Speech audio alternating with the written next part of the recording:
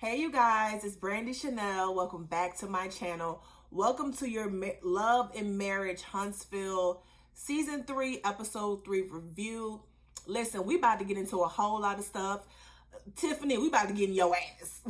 We about to get in your ass. So without further ado, let's get into it.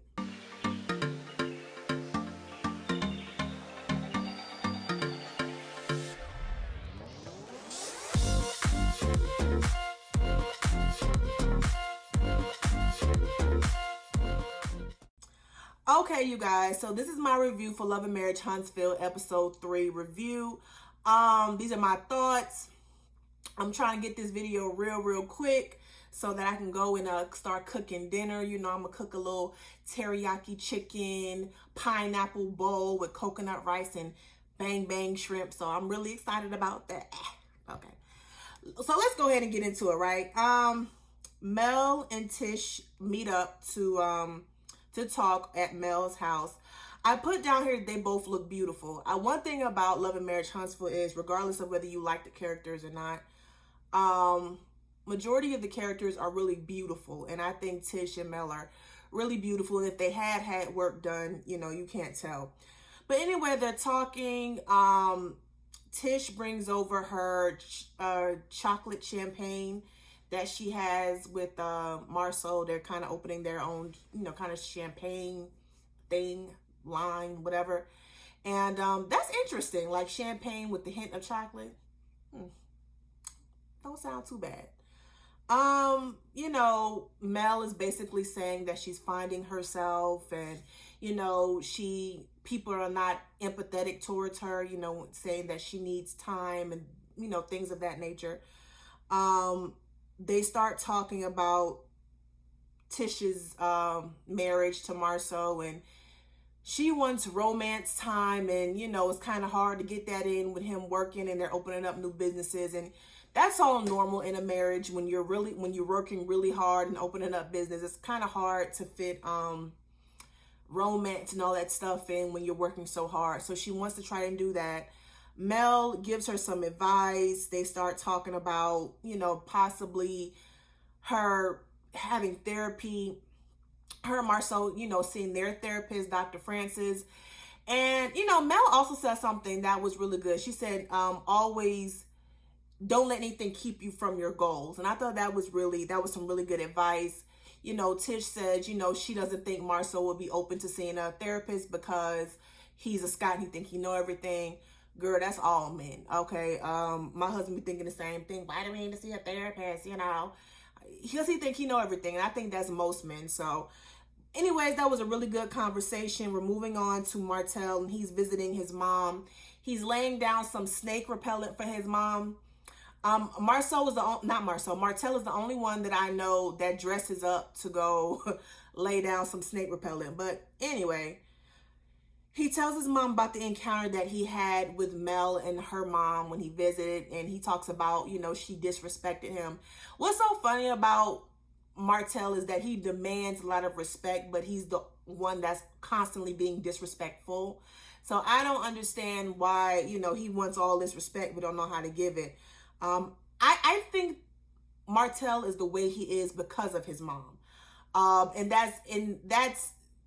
that's obvious to see in their conversation, because she's all like, oh, everyone needs to move on, you know, be positive, and everyone need to stay in their lane. And I don't see her kind of holding Martell's feet to the fire or holding him accountable, really. You know, I think she should understand, because, you know, if Melody had cheated on Martell and then got pregnant, how would you feel? Okay, you always say that's your daughter-in-law. You know, how would you feel if the situation was reversed? Would you want to move on and everyone be positive, everyone stay in their lane? I mean, let me know, because your son, you know, he did some disrespectful shit.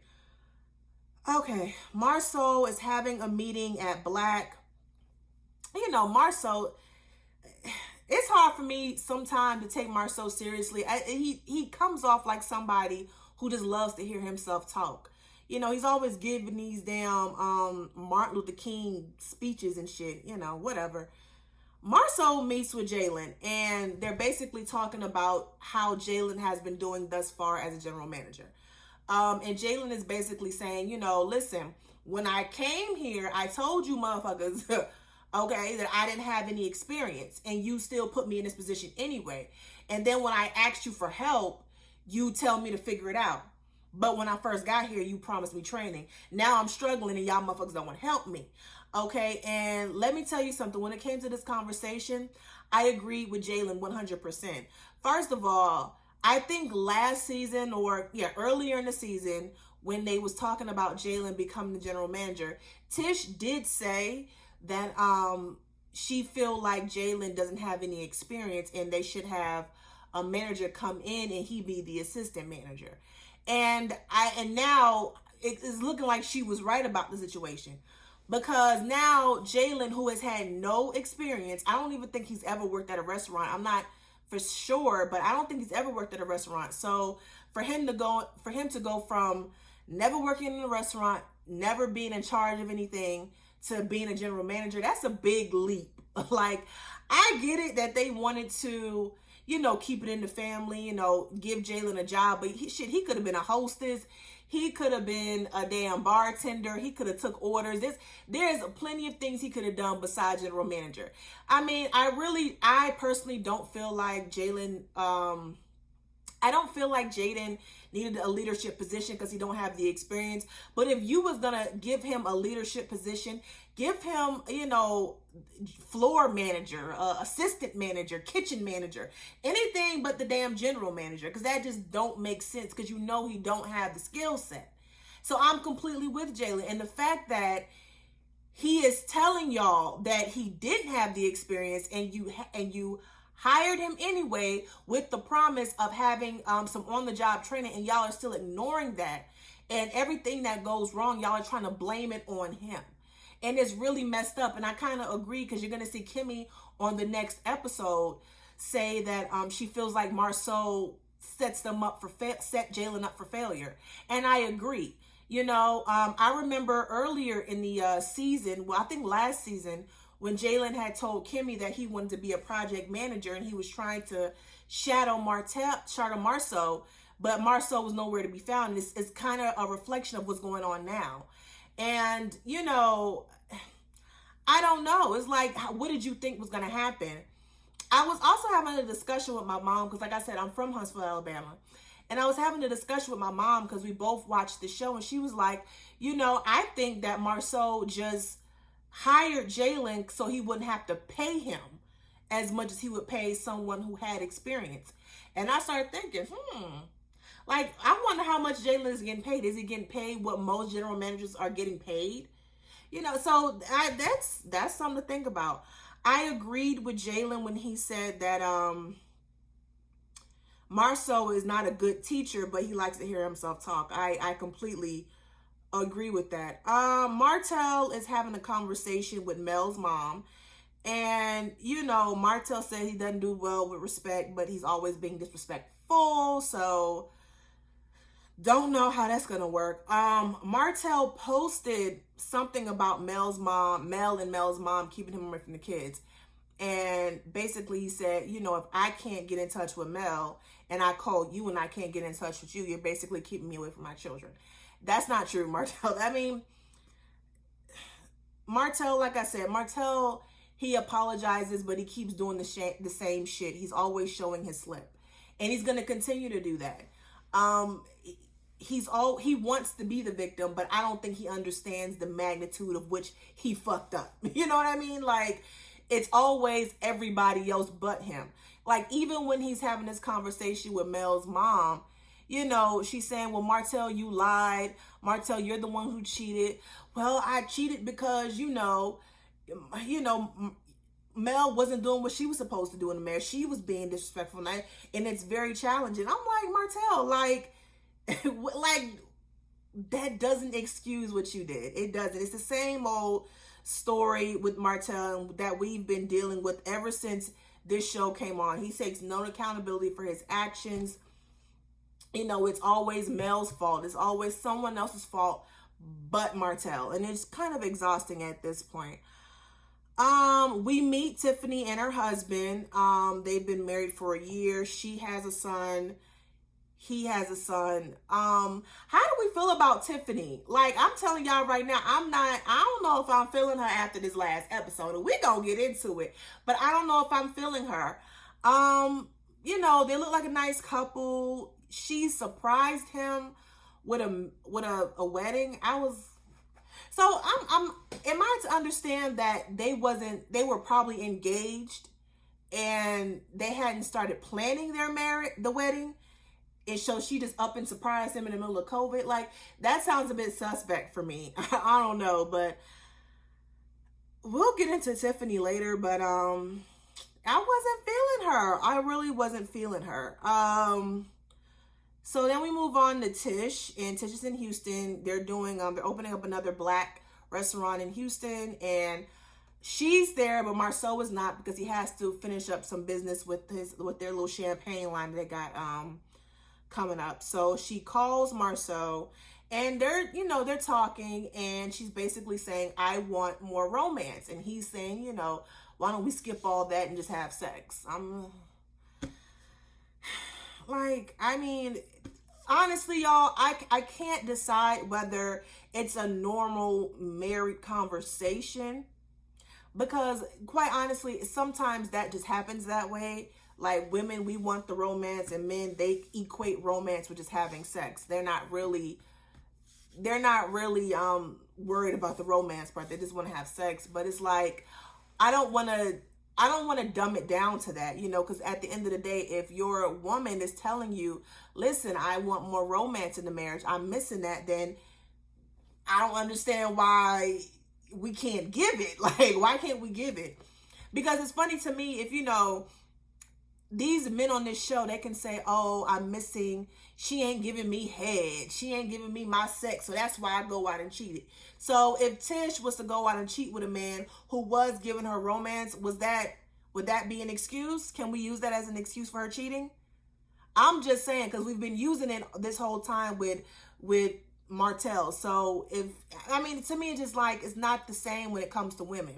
I feel like, women, when it comes to men like Marceau and Martell and Maurice, it's kind of like, we're telling you what we want, and because we're women, we're just supposed to stick by you regardless of whatever. Then you guys just dismiss what we want. But then if we don't give you what you want, then you just want to up and cheat. So that's how I kind of feel about it. But another part of me feels like sometimes that's just marriage. All right, now, God damn it, we're here at Destiny's birthday brunch. Child, here we go. Okay, so Destiny is having a birthday brunch, and everyone is walking in and they're sitting down. She tells Melody that the other day she had a bad day, and Melody in her confessional was like, well, damn, why didn't she call me? Like, are we close as we used to be? Because she didn't call me. And to me, that was kind of selfish, because it's like, everybody doesn't handle conflict in the way you do. Sometimes people just want to be by themselves, and we have to grant them that. It can't be about you all the time, Mel. And it's kind of reminded me how Mel was when she first came on the show. It's like, it's not always about you. It's sometimes it's about, me getting through how I need to get through it. Destiny was only married for a year, and she had just had a baby. So it's like, she needs to deal with it in her own way. And sometimes it's not going to involve calling you all the time, Mel. So you need to be just, the way you can be a friend is just understand that shit, right? Kimmy comes to the brunch, and Destiny tells Kimmy that she's divorced, like completely divorced. And Kimmy is very shocked. She's like, I don't ever want to see your marriage, fail and blah, blah. And, she starts tearing up and crying, and so does Destiny. I am not for a marriage, being torn apart, but if it's the best thing, bye, bitch. Like, to me, if you're being emotionally abused, verbally abused, cheated on, lied to, maybe divorce is the best course of action, right? Ooh, girl, and then that damn Tiffany came through, girl. Okay, let's go ahead and get into it, okay? So Tiffany comes in, right? And she's sitting down, and everyone's getting acquainted and things in that order, right? They're getting equated and sitting down and everyone talking, chopping it up, or whatever. So Kimmy, says that her and Tiffany know each other because their sons, I think, go to the same school together and they play sports. This bitch come out her mouth and say, what was that thing about, monster vaping? What was that? Monster. Yeah, Monster. That's what I'm talking about. Yeah, wasn't it about some vaping? What was that? Bitch! Girl! You guys, I was like, girl, what were you thinking? And to me, it's like, girl, that's not something you just talk casually about. And then on top of that, you can tell Kimmy didn't know because she's like looking shocked, and she's like, and her whole response to that was, that sounds like a Maurice issue. And I think really that's all Kimmy could say, because she didn't want to really go off on her because it's not the time nor the place, right? She didn't want to go off on Tiffany, but if she did, who can blame her? First of all, you don't know me, okay? Yes, we're acquainted with each other. We're not friends, okay? And to me, it's like the rest of these ladies didn't even fucking know. So why are you even gonna bring that shit up? Bitch, you was being messy. Okay, so that's that, right? So then everyone's chopping it up. We get to talking about, well, before we get into the other thing that Tiffany did, they're talking about Jalen, and Destiny, is kind of teasing Kimmy because Jalen has a crush on Destiny. I don't think she's interested. I don't think she's interested in Jalen. I hope she wouldn't go there because that's too close to home, right? Yes, I get it. He's single, she's single now, and she really, it's just too close to home. Like, you are friends with his mother, so that's just weird. Okay, that's really weird. But I don't think Kimmy took it that seriously. So now they're talking, and and LeBarrick's name comes up some type of way, and here goes this bitch Tiffany again. Oh yeah, I do know about LeBarrick, right? I do know about LeBarrick. Didn't he win an award? And then the next day I saw you guys, and then you was telling me, oh, that outfit you had on was really cute, and you told me that wasn't me. Bitch! Girl. And I mean, Destiny was so shook because at the end of the day, we just met. Like, why are you telling me this at my birthday brunch? Okay. You just heard that I have recently divorced. Okay. We were only together for a year. Okay. I just had his baby. His baby ain't even a year old yet at this point. And you are going to bring up something that can potentially get me in my feelings because the shit is so fresh. Like, bitch, you're crazy. You know what I think it is, y'all. And we're seeing it a lot. Like, we're seeing it when these shows have been on for a while and somebody new comes in and they figure, oh, all I gotta do is start some mess. All I gotta do is be messy for the first season, then when I come back the second season, I can just calm the fuck down. That's what I really think it is. Like, everyone is catching on to the formula of it, right? And I think that's what Tiffany is doing. The thing is, Tiffany, we don't like you because of it. Like, we don't like you. We don't. I know I don't. And to me, it was just too much too soon. We just met you. You just came on the scene and you're doing the most, okay? And you better pray that your husband is squeaky clean, because it seems like with Love and Marriage Huntsville, these men come on these shows and then their skeletons in the closet start getting exposed out here. Martell, and Marceau, there's been rumors about Marceau, but we ain't gonna check him off the list just yet. And I bet you LeBarrick didn't want to come on this show because he has some skeletons in his closet that he didn't want to expose. That's why he really didn't want to be on this show. That's probably why he didn't want Destiny to be on the show. So, I mean, Come on. So you better make, while you sit up here spilling everybody else's tea, you better make sure your shit over there on your side is clean. Okay? Because I wouldn't be surprised if a couple seasons from now your husband's out here getting exposed. Okay? Why you spilling tea, girl? I'm just saying. All right, y'all. That was the last episode. I'm telling y'all, Love and Marriage Huntsville, that is my show. I love this show. It just be popping. It just keeps the drama going, and I love it. I love it. I love it. Y'all let me know how y'all felt about Tiffany in this first episode. Don't forget to like, share, comment, and subscribe to my channel, and you all have a great day.